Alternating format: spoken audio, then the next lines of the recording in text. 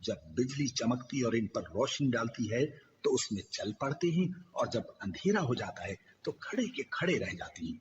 और अगर अल्लाह चाहता तो इनके कानों की सुनवाई और आंखों की बीनाई दोनों को जायल कर देता।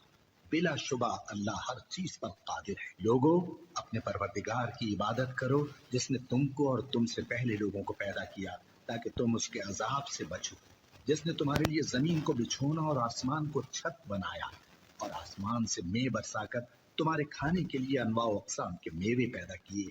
बस किसी को अल्लाह का हमसर न बनाओ, और तुम जानते तो हो।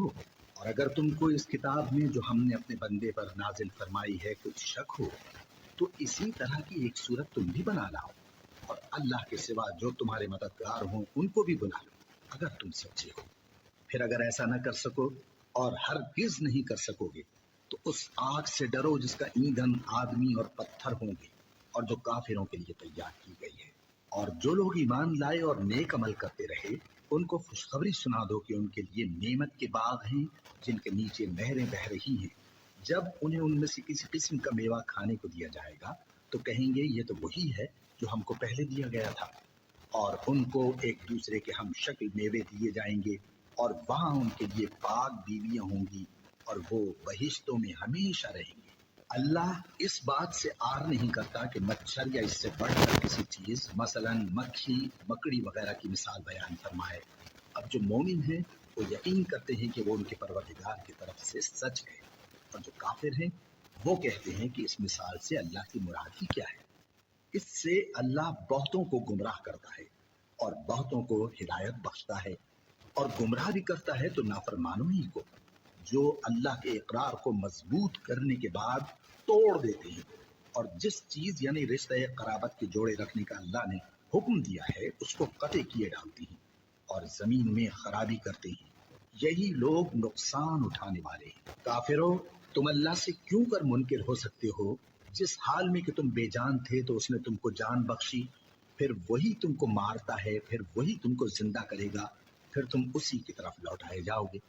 वही तो है जिसने सब चीजें जो जमीन में हैं तुम्हारे लिए पैदा की। फिर आसमानों की तरफ मुतवज्जे हुआ तो उनको ठीक ठीक 7 आसमान बना दिया, और वो हर चीज से खबरदार है। और वो वक्त याद करने के काबिल है जब तुम्हारे परवरदिगार ने फरिश्तों से फरमाया कि मैं जमीन में अपना नाइब बनाने वाला हूँ। उन्होंने कहा, क्या तू उसमें ऐसे शख्स को नाइब बनाना चाहता है जो खराबियां करे और कुछ तो खून करता फिरे? और हम तेरी तारीफ के साथ तस्बीह और तकदीस करते रहते हैं। फरमाया, मैं वो बातें जानता हूं जो तुम नहीं जानते। और उसने आदम को सब चीजों के नाम सिखाए, फिर उनको फरिश्तों के सामने किया और फरमाया कि अगर सच्चे हो तो मुझे इनके नाम बताओ। उन्होंने कहा, तू पाक है, जितना इल्म तूने हमें बख्शा है उसके सिवा हमें कुछ मालूम नहीं, बेशक तू दाना है, हिकमत वाला है। तब अल्लाह ने आदम को हुक्म दिया कि आदम, तुम इनको इन चीजों के नाम बताओ। सो जब उन्होंने उनको उनके नाम बताए तो फरिश्तों से फरमाया, क्या मैंने तुमसे नहीं कहा था कि मैं आसमानों और जमीन की सब पोशीदा बातें जानता हूँ, और जो तुम जाहिर करते हो और जो पोशीदा करते हो सब मुझको मालूम है। और जब हमने फरिश्तों को हुक्म दिया कि आदम के आगे सजदा करो तो वो सब सजदे में गिर पड़े, मगर शैतान ने इनकार किया और गुरूर में आकर काफिर बन गया। और हमने कहा कि ऐ आदम, तुम और तुम्हारी बीवी बहिश्त में रहो और जहां से चाहो बेरोक टोक खाओ पियो, लेकिन इस दरख्त के पास न जाना, नहीं तो जालिमों में हो जाओगे। फिर शैतान ने दोनों को उस दरख्त के बारे में फिसला दिया और जिस ऐशो निशात में थे उससे उनको निकलवा दिया। तब हमने हुक्म दिया कि बहिश्त बरी से चले जाओ, तुम एक दूसरे के दुश्मन हो, और तुम्हारे लिए जमीन में एक वक्त तक ठिकाना और माश मुकर्रर कर दिया गया है। फिर आदम ने अपने परवरदिगार से कुछ कलिमात सीखे और मुआफी मांगी तो उसने उनका कसूर मुआफ कर दिया। बेशक वो मुआफ करने वाला है, बड़ा मेहरबान है।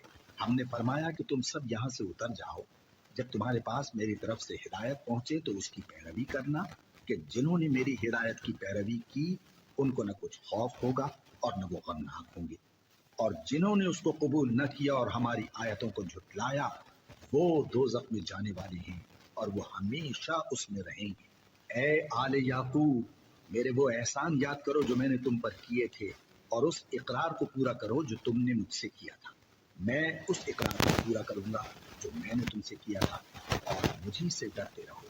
और जो किताब मैंने अपने रसूल मोहम्मद सल्लल्लाहु अलैहि वसल्लम पर नाजिल की है, जो तुम्हारी किताब यानी तौरात को सच्चा कहती है, उस पर ईमान लाओ और उससे मुनकिर अव्वल न बनो, और मेरी आयतों में तहरीफ करके उनके बदले थोड़ी सी कीमत यानी दुनियावी मुनफात न हासिल करो, और मुझी से खौफ रखो, और हक को बातिल के साथ न मिलाओ, और सच्ची बात को जानबूझकर न छुपाओ, और नमाज पढ़ा करो और ज़कात दिया करो, और अल्लाह के आगे झुकने वालों के साथ झुका करो।